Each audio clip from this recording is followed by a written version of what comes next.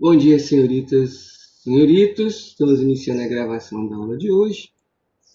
Vamos aí dar sequência no tema, né? Ontem nós terminamos de falar do governo Jango, né, que culminou com um golpe. E a partir de agora vamos falar especificamente desse período denominado Anos de Chumbo no Brasil, né, correspondente à ditadura brasileira. É um período marcado pelas forças militares à frente das decisões dos rumos do país. Dentro de um contexto mundial, a gente vive a Guerra Fria, onde o Brasil está aliado ao capitalismo, aos Estados Unidos. Então, mais do que nunca, era importante construir, reforçar a ideia de um inimigo, né, que ameaçava a segurança do povo brasileiro. Só para quebrar, eu estava vendo um post nas redes sociais, um líder religioso, né, neopentecostal, fazendo um post, dizia o seguinte, para você ter uma ideia de como que as coisas, de como é fácil, né? Aí dizia assim, que as pessoas em São Paulo não deveriam votar no Boulos, que o Boulos é marxista e o Marx não era cristão. Então, um cristão de verdade não vota em marxista. Aí você fica pensando no impacto que isso tem nas pessoas com um grau pequeno de educação, né, que temem o medo do inferno, não consegue fazer uma análise mais próxima. Né? Como eu já disse e repito, o medo do inferno elege o diabo sempre. Né? Para se pensar como é que você constrói um inimigo, como é que você usa esse medo das pessoas, a fé das pessoas, né, que é algo tão sagrado, né, tão puro, para induzir suas perspectivas políticas, para favorecer um grupo aqui ou um grupo acolá. Eu até acredito que algumas pessoas, alguns líderes religiosos, né, fazem o que fazem por acreditar, que não é o caso desse aí. Vocês têm acesso às redes sociais, vocês vão descobrir quem eu estou falando. Mas, dentro do contexto do momento em que o Jango sofre o golpe, como é que a gente tem estabelecido aí essa classe social brasileira? Qual é o contexto? Né? Vamos acrescentar isso no que a gente estava falando ontem. Você tem aí uma massa, uma população acompanhando, né? Você tem aí uma massa, né, que vai estar promovendo esse contexto, isso durante o governo Jango, né? A radicalização das lutas operárias e camponesas, reivindicando transformações, e nós vamos ter aí algo em torno de 180 greves. Né? Existe uma convulsão social dentro do Brasil nesse momento. Nós vamos ter aí o desenvolvimento da CGT, né? O Congresso Geral dos Trabalhadores, que reivindicavam melhores condições de trabalho, melhores condições de trabalho. O que a gente entende por melhores condições de trabalho? Né? Segurança, a melhoria do espaço de trabalho, né? A segurança daquele espaço de trabalho, as relações de transporte, deslocamento, para a execução daquele trabalho, e por aí vai. Eles exigem essas melhorias de condições de trabalho e melhoria de salário. No campo, você tem as ligas camponesas, né, reivindicando transformações nesse modelo arcaico de acesso à terra, né, caracterizado pelo latifúndio, que as ligas camponesas reivindicam, é a reforma agrária. É importante perceber que o sistema vai jogar o trabalhador urbano contra o trabalhador rural. Né? É interessante você perceber isso. Né? O cara mora na cidade, mal tem uma casa financiada, não tem onde cair morto, mas ele é contra a reforma agrária. É interessante nessa perspectiva. Né? Por que ele seria contra a reforma agrária, né? Já que ele não tem terreno? E nós já discutimos isso. Né? A reforma agrária vislumbra que o Estado assuma, compra aquela propriedade não produtiva e aí produza a distribuição daquela propriedade. Mas isso é um outro assunto. Essa mobilização operária, tanto urbana quanto camponesa, né, essa mobilização trabalhista, além de reivindicar melhores condições de trabalho e salário na cidade, a reforma agrária no campo, veja que beleza, né? A gente não vê mais isso. Ela se recusa a pagar o preço pela crise. Ela se recusa a pagar o preço desta dita modernização apresentada pelos governos. Porque o preço da modernização é a redução salarial, é o arroxo salarial, é a redução de investimento no social. Então, os trabalhadores se recusam a isso, porque há outras formas de você adquirir recursos para isso. Não é? Se a gente observar o que a gente vem falando desde o processo do Império Brasileiro, a gente fala muito em sociabilização de prejuízo. Né? Essa determinada elite ela tem prejuízo, o que ela faz? Ela transfere esse prejuízo, todo ele ou parte dele, para o povo, né? Retirando desse povo o investimento social. Investimento em transporte, saúde, educação, geração de emprego, salário, etc, etc, etc. Isso também é uma prática muito comum desse processo histórico político brasileiro, né? A sociabilização do prejuízo. O lucro é meu, o prejuízo é de todos nós. Importante perceber isso. Então, esse tumulto, essa convulsão que existe aí nessa década de 60, está ligado ao desejo das classes trabalhadoras de uma radicalização do processo. Melhoria das condições de trabalho, melhorias salariais, reforma agrária e a negação de ter que dividir, né, ou pagar sozinho os custos dessa modernização ou da crise econômica por qual o Brasil e a América como um todo vinham passando. É importante perceber isso. Além dessa massa operária, que outros grupos sociais a gente pode apontar aí? Nós temos aí uma burguesia, e essa burguesia a gente divide em dois grupos. Você tem uma burguesia, não vamos chamar aqui de burguesia, uma burguesia mais nacionalista. E por que nós estamos chamando de burguesia nacionalista? Essa burguesia que nós estamos chamando de nacionalista, ela é composta por anônimos, né? Os pequenos industriais, os pequenos comerciantes, né? Pequenos e médios, né? Industriais e comerciantes. E por que a gente chama de nacionalista? Porque ela é contra a submissão do país aos interesses estrangeiros. Porque ao se posicionar contra a essa dependência e aos interesses estrangeiros, ela está defendendo que o país invista nela, no desenvolvimento de uma indústria nacional, no desenvolvimento do comércio nacional, que é o que lhe favorece. Então ela se posiciona contrária a esse processo entreguista das riquezas nacionais, né, a esse processo de abertura, aonde o interesse externo se sobressai aos interesses internos. É importante perceber isso. Concomitante a essa burguesia, composta por pequenos industriais, pequenos comerciantes, você tem a grande burguesia industrial, né, composta aí por industriais, grandes comerciantes, os grandes bancos, né, e esses indivíduos, ao contrário daquela burguesia nacionalista, que nós chamamos, que se opõe a ampliação dessa dependência, essa burguesia industrial, né, grandes industriais, banqueiros, grandes comerciantes, eles apoiam esse processo, né, porque os interesses deles estão atrelados aos interesses desse capital estrangeiro. Então você vê que existe aí uma tensão dentro da própria burguesia, né? E os interesses dessa burguesia industrial, dona do capital, ela se sobressai, ela se adequa a todas as tensões, a todos os movimentos, ela consegue dirigir o interesse popular pró-candidato A, B, C ou D. Ela tem tudo na mão. Ela tem o dinheiro, ela tem o recurso, ela tem a imprensa nas mãos dela.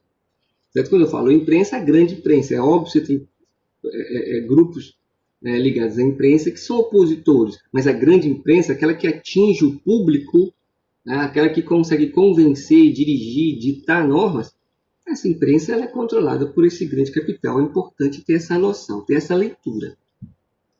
Você tem, além da massa dessa burguesia nacionalista e industrial, o latifundiário. Não é? O latifundiário, ele vai ser... Não, acompanhe. Nós dividimos a burguesia em dois grupos. Uma composta por anônimos, né, por pequenos e médios industriais comerciantes que se opõem à dependência, que se opõem a essa política entreguista aos interesses estrangeiros. E você tem uma burguesia mais abastada, né, que nós chamamos de burguesia industrial, as grandes indústrias, os bancos, os grandes comerciantes, que são a favor dessa política atrelada aos interesses do capital estrangeiro. Então nós temos dois grupos aí. Ok? Okay? Vamos acompanhar o raciocínio. Além disso, nós temos os latifundiários. Bom, o que esse latifundiário produz? Esse latifundiário ele produz a matéria-prima que vai abastecer essa grande indústria, ou os interesses desse capital estrangeiro. Além disso, esse latifundiário ele gera, veja só que beleza, o que ele vai gerar? Esse latifundiário, concomitante a um processo de modernização de equipamentos de máquinas, né? Ele vai expulsando as pessoas do campo, e essas pessoas que são expulsas do campo, elas vão para onde? Elas vão para a cidade. E quando elas chegam na cidade, elas se tornam o quê? Elas se tornam mão de obra barata para essa indústria, né? Ela vai ser responsável por uma migração do campo para a cidade. E na cidade, essas pessoas, que não têm como sobreviver no campo, se tornam mão de obra barata, né? Favorecendo os interesses do capital. Esse latifúndio ele se alia a essa burguesia abastada. Ela se alia. Né? Essa burguesia abastada, esse latifúndio, né, ela teme o discurso estatizante. Como assim? O que a gente está chamando de discurso estatizante? Um discurso de defesa da indústria nacional. Da nacionalização das empresas, por exemplo. Ele é contra o discurso. Ele vai defender um discurso que hoje ele ganha mais corpo, né? Hoje ele é mais forte, que é um discurso pró-privatização. Né? Você entrega as empresas, a produção, a geração de riqueza ao capital estrangeiro, ao capital privado, que seja, e ele dirige essa economia da forma que ele achar melhor. O que sobrar, a gente pega. Né? Então você tem esse latifúndio, essa burguesia, que tem esse discurso estatizante de favorecimento da empresa nacional, porque se você tem uma empresa nacional organizada, competitiva, você reduz esta dependência. Né? Essa burguesia, ela teme o discurso popular. Ela teme o discurso popular.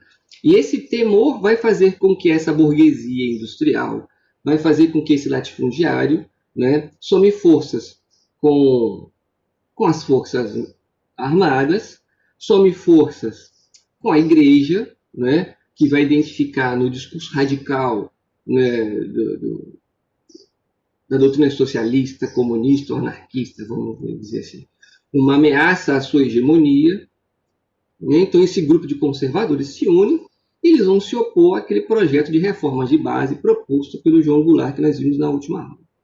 Né? E dessa forma esse grupo conservador junto consegue construir no imaginário de parcela considerável da população, a maior parte da população, a existência de um inimigo, que o país precisava ser protegido, a ideia de segurança nacional ela vai ser recuperada e você vai ter aí então a instalação do governo de caráter militar no Brasil, numa república civil militar. Esse governo de caráter civil militar, do Castelo Branco, como nós vimos ontem, ele vai implementar o AI-1, né? Ele vai o ato institucional número 1, ele vai manter a Constituição que havia sido elaborada em 1946, né? Para dar a ideia de que as coisas não tinham mudado. Ah, tá vendo? Continua a mesma coisa. Contudo, entretanto, todavia, nós vimos ontem que apesar do Congresso continuar funcionando, apesar da imprensa continuar funcionando, né, aqueles que eram opositores ao sistema serão perseguidos. Os políticos opositores terão seus mandatos cassados, né, os partidos de oposição serão perseguidos e a imprensa ela não vai poder divulgar o que ela quer, como ela quer, da forma que ela quer. Por isso que as pessoas mais velhas, né, e é difícil que as pessoas entendam isso, porque na ditadura não tinha corrupção. Qual imprensa vai divulgar corrupção do governo militar? Censura.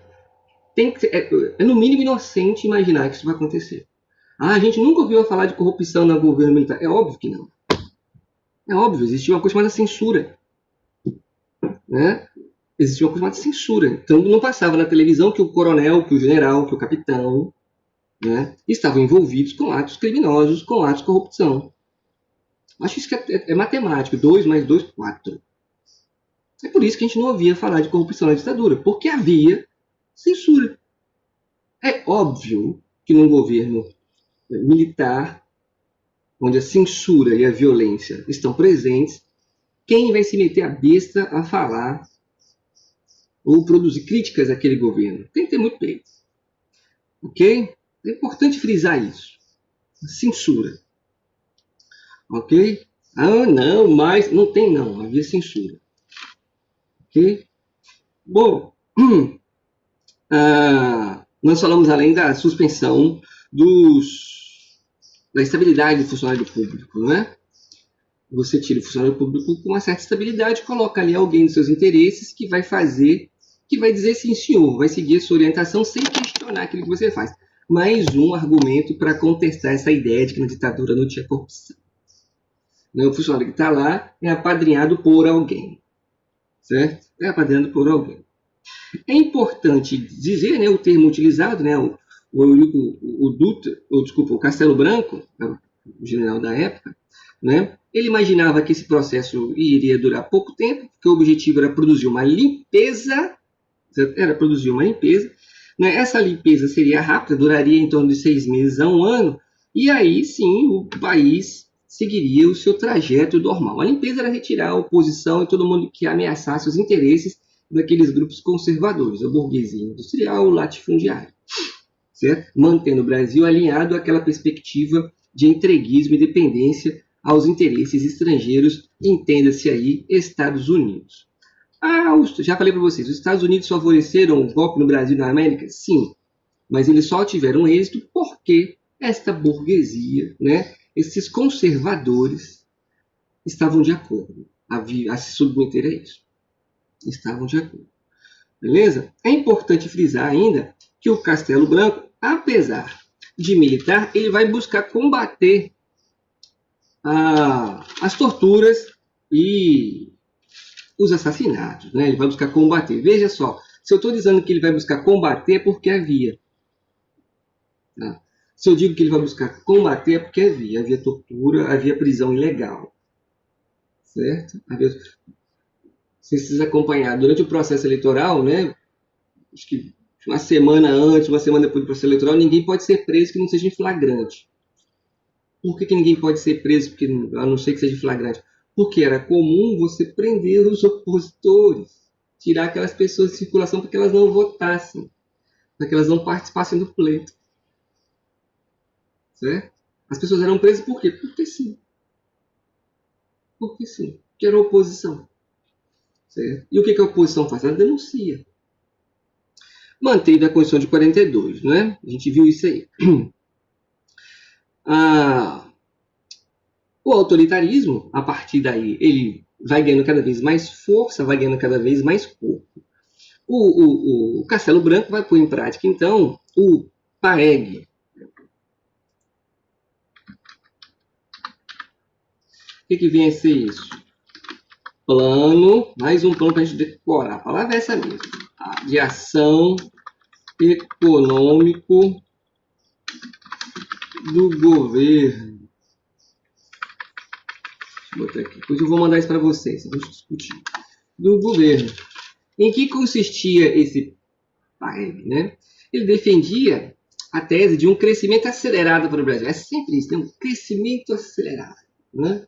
A gente vive falando em crescimento acelerado, vive atropelando as coisas, né? Vive saltando etapas. Eu sou um defensor de um etapismo. Né? Em que consistia esse plano de ação econômica do governo visando um crescimento acelerado? Bom, combate ao déficit público. O Estado gasta demais. O Estado gasta demais com o quê? É importante sempre perguntar isso. Com o que o Estado gasta demais? Com o funcionalismo público. Qual funcionalismo público? Não sei se vocês têm parente aí que pertence à segurança pública, saúde pública, educação pública. Não sei quanto é que eles ganham. Eles ganham dinheiro pra caramba, né? Deve ganhar muito dinheiro. E deve ter muita gente trabalhando na saúde, na educação, na segurança pública, porque essas instituições não estão deficitárias de pessoal, né? Aonde está esse funcionário público, né, que ganha demais? Aonde ele está localizado? Na hora que você localizar esse funcionário público, você vê se ele é afetado pelas medidas de contenção das despesas públicas, né? Vamos olhar lá para o judiciário, vamos olhar lá para os cargos comissionados do legislativo e dos privilégios do legislativo, vamos olhar para o alto executivo. Ali sim, pode ser que se ache exageros. Aqui embaixo não. É importante pensar o discurso. Ok? É importante perceber. Bom, como é que você vai combater o déficit público? Bom, combater os gastos excessivos das estatais, né? Combater os gastos excessivos, que isso é correto, é justo. Vamos produzir, então, uma reengenharia avaliando como que as estatais estão administradas, como que elas gastam e como elas gastam. Isso é justo, isso é justíssimo. Né? Fazer o uso devido dos recursos públicos. Isso é correto. Né? Só que esse gasto é legitimado para você depreciar aquele serviço e legitimar a privatização. Esse que é o problema. Além de conter os gastos excessivos das estatais, outras medidas tomadas com o objetivo de produzir o crescente e promover um crescimento acelerado, você vai ter o aumento de preço de serviços. Ora, bônus, como assim aumento de preço de serviços? Que tipo de serviço? Energia, combustíveis. Opa! Seria algo do tipo, mais uma vez, sociabilização do prejuízo? Será que é isso que nós estamos fazendo de novo? Mais uma vez, nós estamos fazendo isso. Sociabilizando o prejuízo. Nós precisamos de recursos. Onde vamos buscar recurso? Arrochando salário, aumentando o preço de combustíveis, energia, criando impostos. Né? A massa trabalhadora, aquela que estava na rua, reivindicando melhores condições de salário, é ela que vai pagar. É a massa, é a pequena burguesia, é a média burguesia que paga isso. Nossa! Aumento do preço do trigo. Aumento do preço do trigo é importante, né? Até porque, né, o que você faz? Você não faz nada com trigo, né? O que você faz com trigo? Pão, né? O trigo é a base, nós estamos na década de 60, né? Para alimentar de boa parte da população. Resume isso num termo. Bom, o plano de aceleração de crescimento do Brasil, na década de 60, do governo Castelo Branco, consiste no aumento de custo de vida das pessoas. Né? Consiste no aumento do custo de vida das pessoas. Se você aumenta o preço dos combustíveis, você aumenta o preço de tudo, porque tudo é deslocado de um local para o outro e o que move isso é o combustível. Certo? Ele afeta o produto que sai do campo que vem para a cidade, o produto que está na indústria que vem para a cidade, que se desloca. Então, tudo encarece a partir desse projeto. E é óbvio o aumento de impostos. Né? Normatiza o crédito e a inflação vai dificultar este crédito. Né? Ele normatiza um processo que permite pegar financiamento e pegar empréstimos, né? Que é uma desgraça que acompanha a vida do trabalhador, nessa perspectiva do crédito. Você tem sempre um cartão disponível hoje, né? Naquela época nem tanto, mas você facilita o acesso ao crédito. Qual o problema dessa facilitação ao crédito nesse contexto? Você pode pegar o dinheiro emprestado, mas como a inflação está alta, os juros sobre esse empréstimo ele é muito alto, o que dificulta. Né? E assim, aonde o banco ganha dinheiro é nisso. Já parou para pensar nisso? Como é que o banco ganha dinheiro? O banco ganha dinheiro sob diversas formas. Vamos dar um exemplo para vocês. Você tem lá R$1.000 e bota na poupança. Quanto esse R$1.000 vai render por mês? Hoje não está dando nem 1% de rendimento ao mês. Contudo, entretanto, Davi, você paga taxa para ter a conta. Se você quiser usar um cartão de crédito desse banco, você tem R$1.000 na poupança, os juros desse cartão de crédito está quantos por cento ao ano? Já procuraram saber? É muito alto. Mas é muito alto.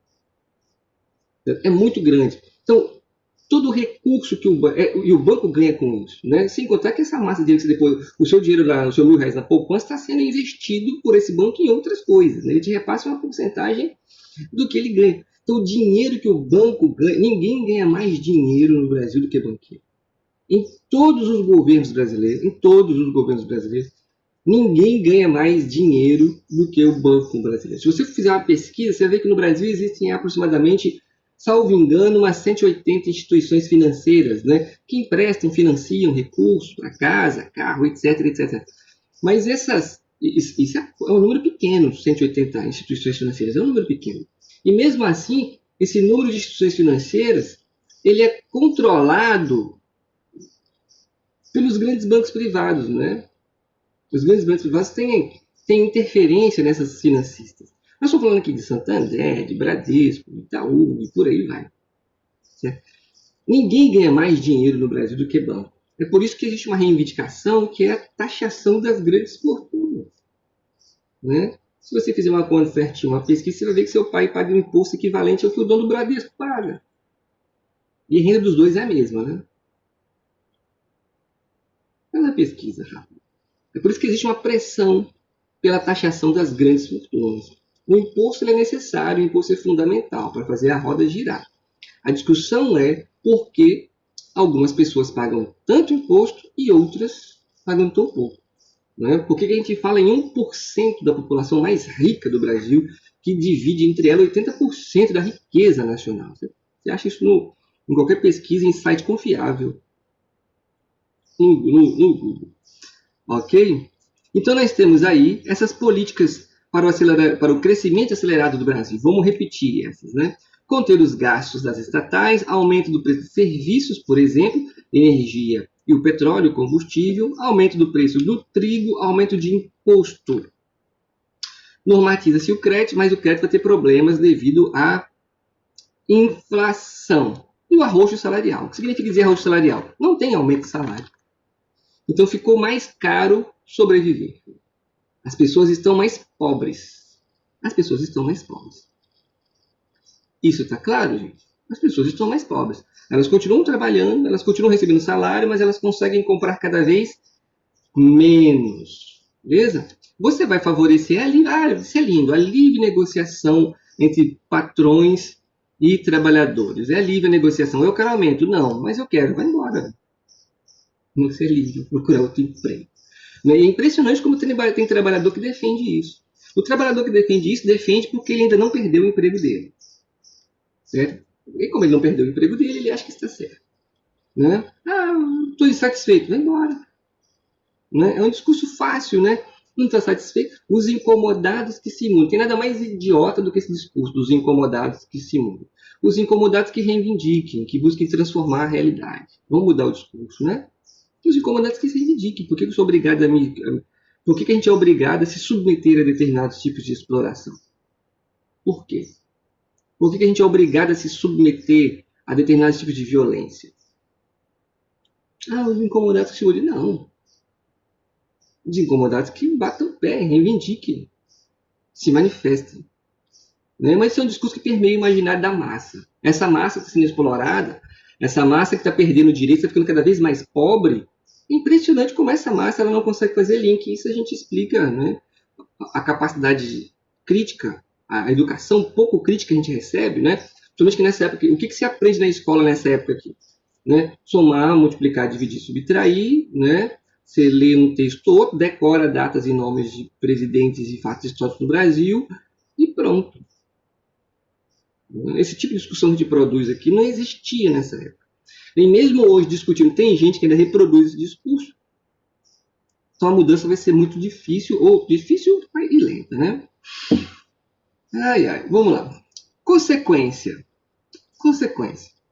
dessas medidas produzidas pelo Plano de Ação Econômico Plano de Ação Econômico do Governo. Bom, consequência. Bom, nós vamos conseguir reduzir a inflação, veja só. Mas a que preço nós vamos conseguir reduzir a inflação? O preço vai ser as medidas impopulares e o sacrifício do trabalhador. Você consegue enxergar isso? Veja, esse governo conseguiu reduzir a inflação. A que custo? A pobreza do trabalhador, a ampliação da pobreza deste trabalhador. Né? Você precisa de recursos para investir. Aonde você vai buscar esses recursos? Não precisa de dinheiro, a gente pega emprestado. Então você vai ter o retorno, a entrada do capital estrangeiro no Brasil com muita força, né? Esse capital estrangeiro vindo das instituições norte-americanas, com essa crise que a gente vivia, apesar da redução da inflação e o aumento do custo de vida, você vai ter aí uma ampliação do desemprego, recessão e a falência do pequeno burguês, né? Aquele pequeno comerciante, aquele pequeno industrial, ele não consegue concorrer com o capital estrangeiro, ele não consegue. Esse pequeno empresário, com um discurso liberal, né, ele não consegue concorrer com o capital estrangeiro. O principal consumidor dele é o trabalhador que vive na região dele, que ganha cada vez menos. que tem um poder de compra cada vez menor. Ele quebra. Ele quebra. Né? Ele vai à falência. Eis que surge aí, veja só, vê se vocês lembram dessa pessoa. O governador da Guanabara se levanta contra esse governo militar. Quem é esse indivíduo que se levanta contra o governo militar? O governador da Guanabara.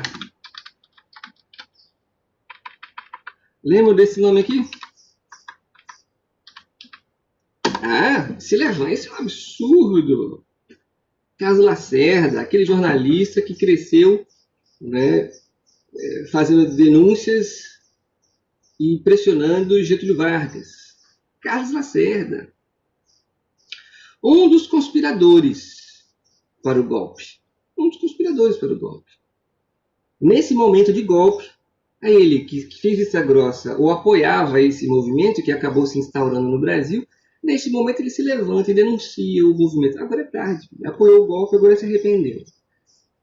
Ainda bem que isso não aconteceu no Brasil. Né? Nos dias atuais tem algumas coisas desse tipo. Se percebe isso nesse momento. Né?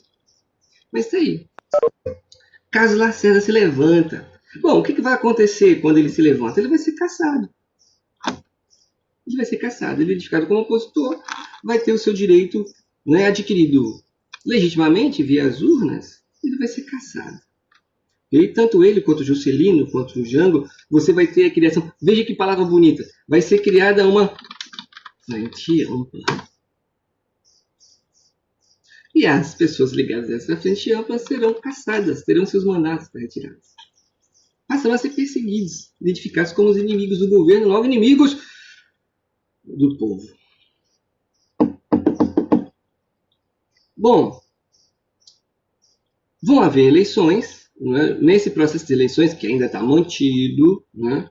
Vão haver eleições. E com a eleição para governadores, o governo vai ter uma série de derrotas. Ou seja, governadores eleitos que eram opositores ao governo do Castelo Branco, a esse governo civil-militar estabelecido. Né? E o que a gente faz então? A gente aí estende o mandato do Castelo Branco. Prorroga-se o mandato, ou seja, a dita limpeza que ele esperava fazer em 6 meses ao ano não aconteceu ainda de forma satisfatória ao grupo que está no poder e àqueles que os financiam, aqueles que o favorecem. Dito isso, em 1965 vai ser instaurado o AI-2. O AI-2. O Ato Institucional número 2. Né?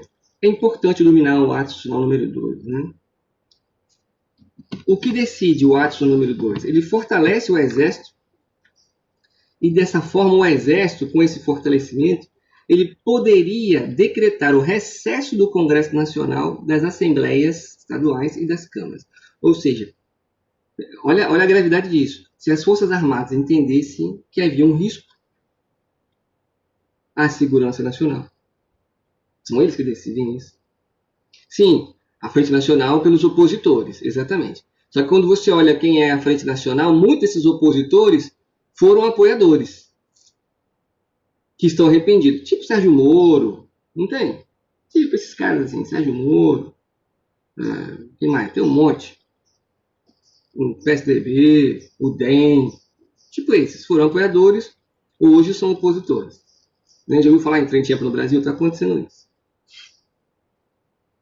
Certo, cara? Então é importante frisar que o Exército vai ter força, né? E o Exército está no poder para decretar o recesso, o fechamento do Congresso, das Assembleias e das Câmaras, né? Que estavam abertos e funcionando para dar aquela impressão de que não é golpe não, olha lá, democracia, o Congresso está aberto, as Assembleias estão abertas, as Câmaras estão funcionando, mas nunca perca a perspectiva que os opositores estão sendo perseguidos e caçados. Está aberto para quem é aliado.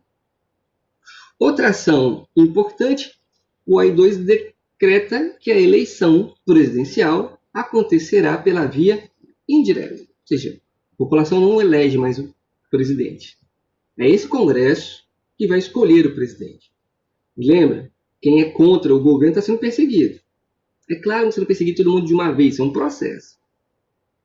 Criação do bipartidarismo, ou seja, vão haver 2 partidos, né? Quais serão esses 2 partidos? A Arena, Aliança Nacional Renovadora, Arena, Aliança Nacional Renovadora, né? E aí é lindo, né? Quem compõe a Arena?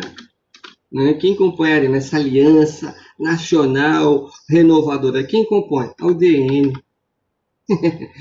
Né? Lembra quem era a UDN? O que há de mais conservador no Brasil? O que há de mais conservador no Brasil funda um partido com o nome de Renovador. Isso é muito bonito. Isso é espetacular. O outro grupo que vai surgir é o MDB. Certo? E o MDB vai fazer uma oposição, certo? Vamos chamar assim, conservadora também. Com destaque para um ou para outro. Com destaques para um ou outro indivíduo ligado a esse partido. Né? Então só serão permitidos esses 2 partidos. Você não está vendo em nenhum partido, você não está vendo o PCB, PCdoB, você não está vendo esses partidos aí compostos pela oposição de esquerda efetivamente. Você não está vendo. Você não vê eles. Eles são perseguidos, proibidos de. Isso porque a democracia não mudou nada. Ok? Então é importante observar esses atos produzidos pelo AI2. O poder para encerrar as casas representativas do povo, né? O bipartidarismo e a eleição indireta. É importante perceber isso.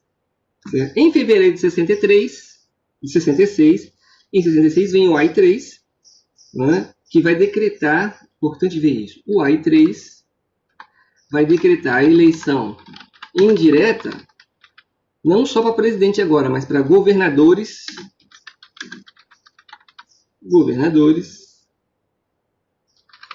e prefeitos. Ou seja, ficou ainda mais restrita a participação popular. Melhor dizendo, né? Não há mais participação popular. Mas isso porque o governo republicano civil, militar, diz que a democracia está aí e não mudou nada. Não mudou nada. E ele vai estabelecer a Lei de Segurança Nacional. Por que ele vai estabelecer isso? Porque o pau está quebrando, as pessoas estão nas ruas. A gente não pode imaginar que está todo mundo no Brasil sentado na sala de TV esperando a novela acabar. Né? Existe mobilização, as pessoas estão na rua. Greves, passeatas, manifestações, comícios, trabalhadores, estudantes, uma parte da classe média está na rua. A massa, os operários estão na rua reivindicando, fazendo greves, manifestações, comícios, questionando esse governo instaurado que reprime o direito de participação do povo. Né? E então você precisa radicalizar o processo. E aí vem a Lei de Segurança Nacional. Né? A Lei de Segurança Nacional. É importante perceber isso aqui. Isso aqui é o AI2, né? Opa, peraí.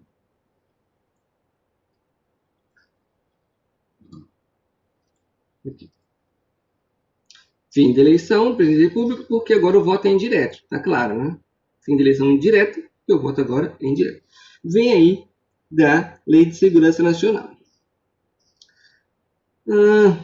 Esse processo de cassação, observe, esse processo de cassação aos opositores vai favorecer quem? Ele favorece a Arena. Né?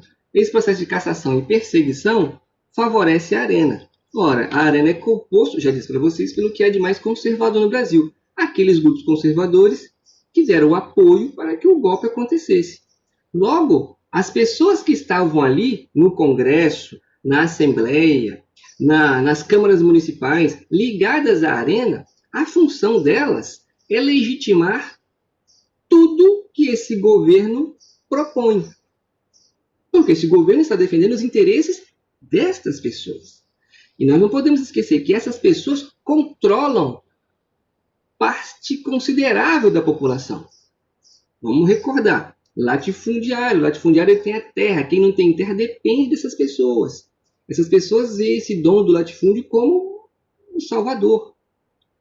Né? Essas pessoas controlam os trabalhadores pelo estômago. Como assim pelo estômago? São essas pessoas que detêm o capital, as terras, que garantem aos indivíduos emprego, meios de sobrevivência. E essa dominação é o que decide os rumos eleitorais. É importante perceber isso. Já disse para vocês, a culpa do povo. Isso para mim é estúpido. Como é que esse povo que não tem nada, né? Como que ele se coloca?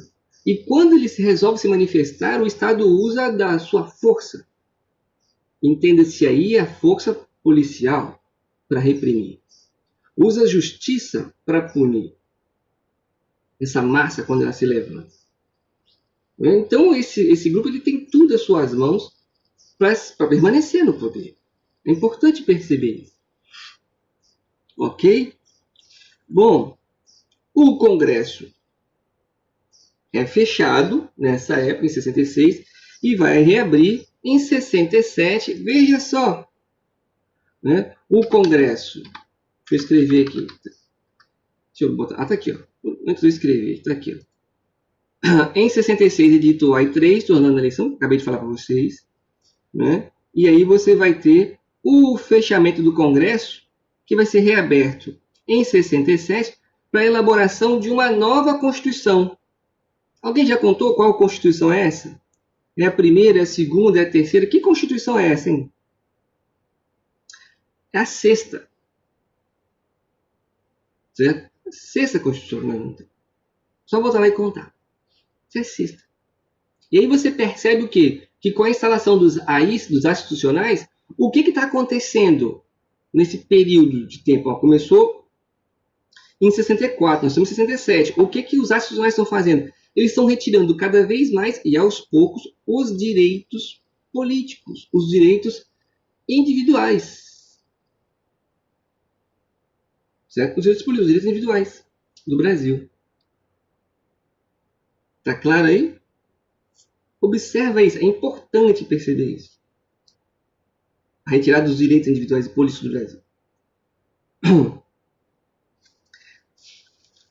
O sinalzinho abriu aqui para nós, senhoritas e senhoritos. Nós vamos aqui parar